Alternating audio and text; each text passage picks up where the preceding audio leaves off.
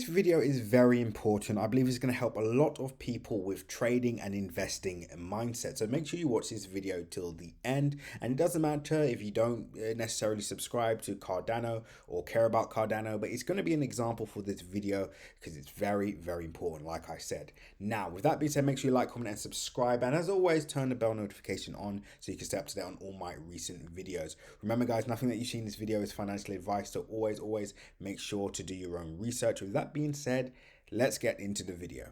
So are you in this for the short term or are you in this for the long term? What are the benefits for both? So the benefits for short-term trading is this. For example, and I like to do this a lot, guys, back testing is key to long-term success in the market.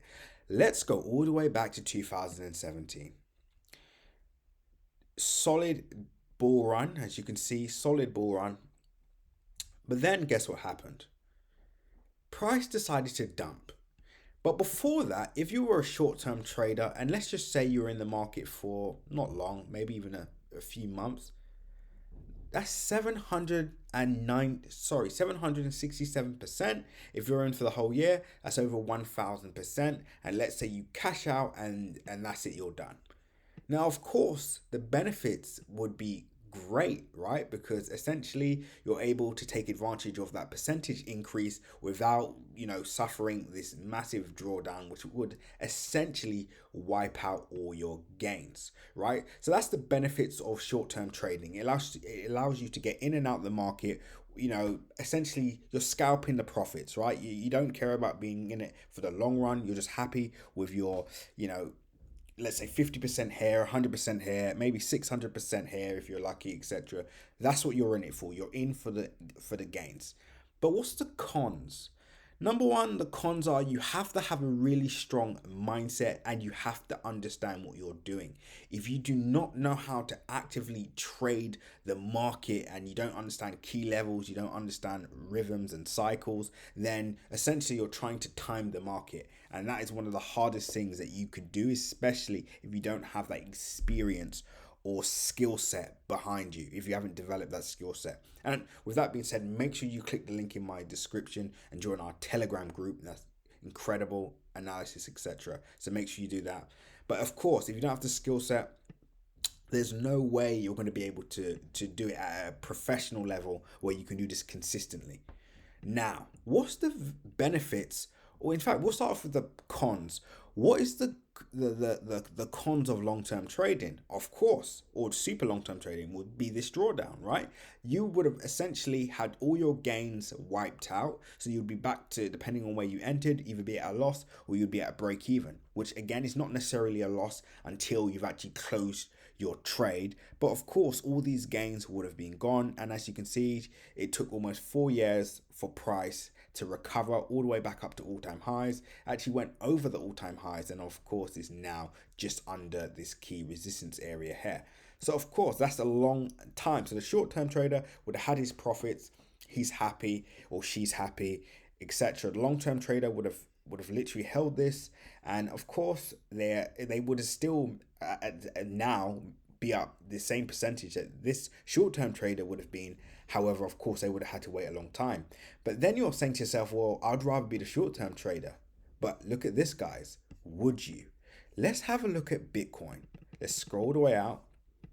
Let's scroll all the way out. Let's go on our weekly time frame. Would you still want to be the short-term trader?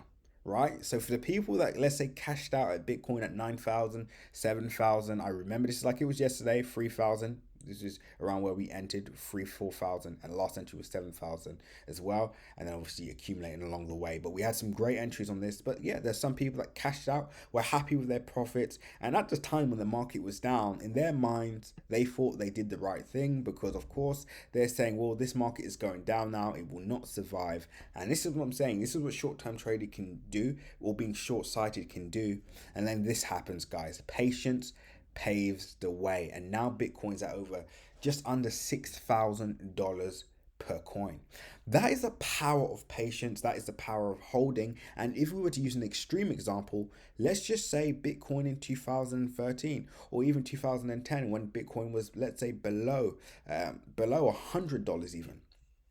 This is an exponential gain, right? This is a phenomenal game. If anyone entered Bitcoin at this price and had the patience to hold over the 10-year period, they're either going to be number one, a multi-millionaire, or number two, a billionaire, right? So we like to have both a short-term and long-term approach depending on the particular cryptocurrency that we're looking at, and also depending on the project, right? If the project's not, a long-term project, then of course I don't want to be in it for that long because it will go to zero. An example I always use on my videos is Dragon Chain, a project that went from almost zero to $5 in 2017 and now can't even go below 15 cents.